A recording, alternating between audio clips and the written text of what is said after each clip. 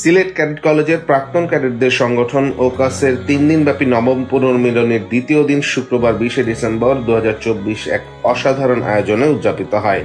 অনুষ্ঠানের প্রধান অতিথি হিসেবে উপস্থিত ছিলেন নৌবাহিনী প্রধান অ্যাডমিরাল এম নাজমুল হাসান।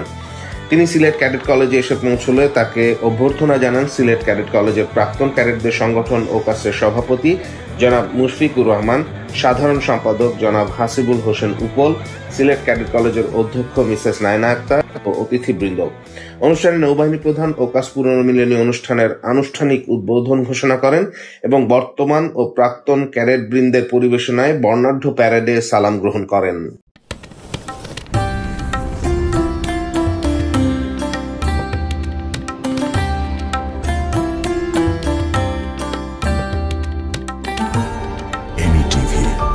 স্বাধীন বাংলার স্বাধীন কণ্ঠ।